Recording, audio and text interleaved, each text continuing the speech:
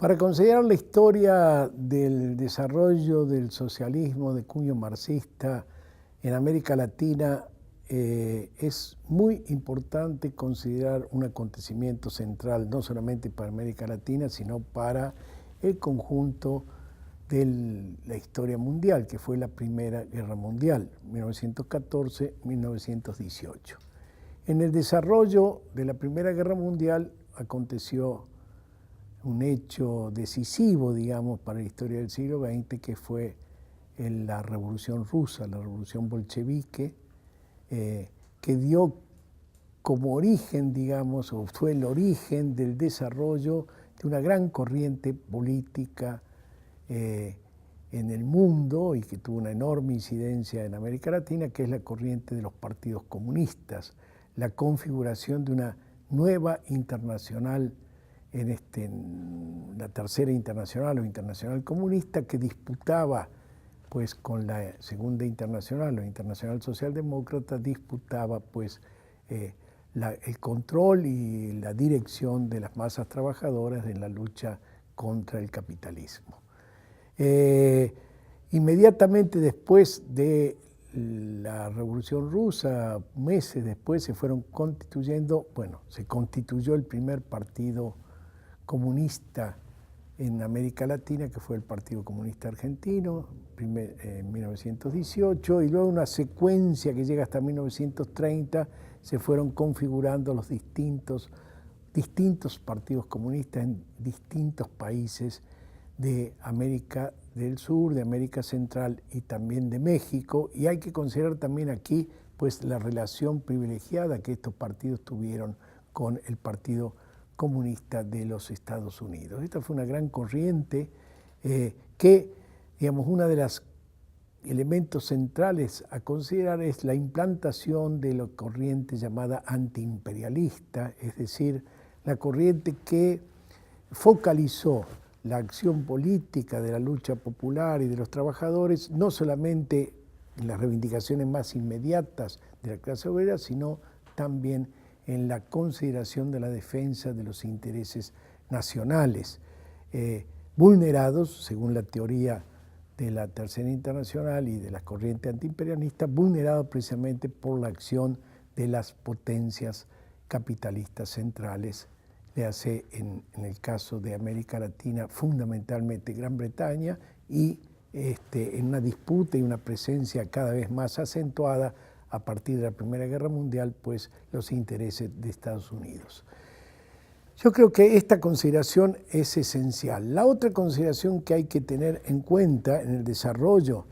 en el periodo de entreguerras, que fue muy importante, fue la consolidación de los movimientos de lucha, no solamente de los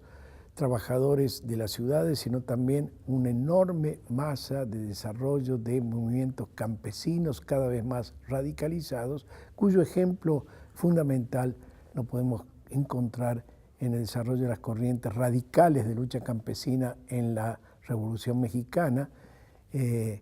sobre la base de dos grandes figuras, Francisco Villa, el legendario Pancho Villa, y también el otro gran dirigente campesino que fue Emiliano Zapata.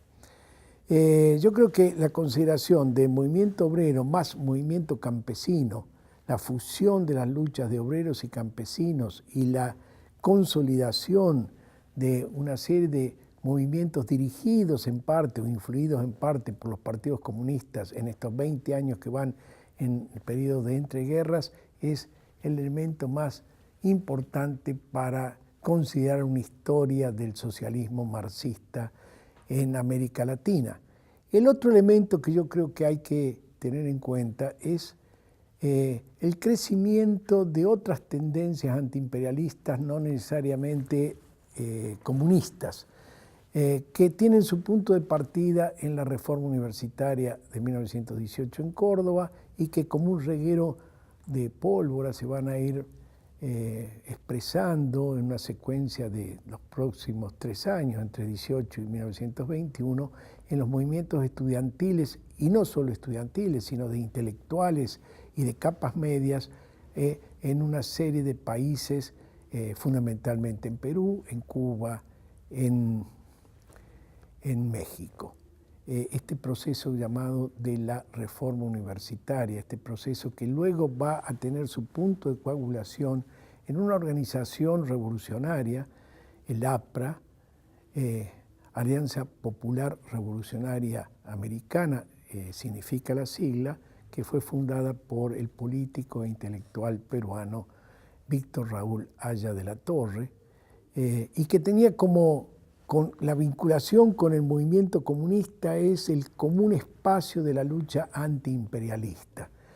Y la diferencia con el movimiento comunista era pues el privilegiamiento que hacía la corriente aprista o que hacía Haya de la Torre en la consecución de un proyecto nacional cuya eje, cuya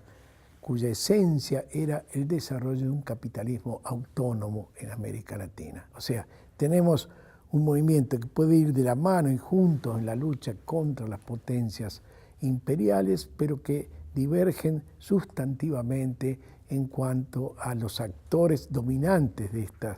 estos procesos, que para las corrientes marxistas, la corriente comunista, básicamente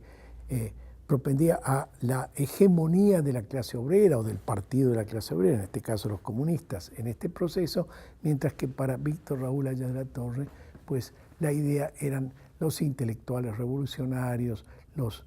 empresarios patrióticos, la burguesía no dependiente de los poderes imperiales. En el fondo, en esta divergencia podemos encontrar procesos que se van a desarrollar luego de la Segunda Guerra Mundial, básicamente el desarrollismo latinoamericano, que es una corriente central en nuestros países desde el punto de vista de la modernización social.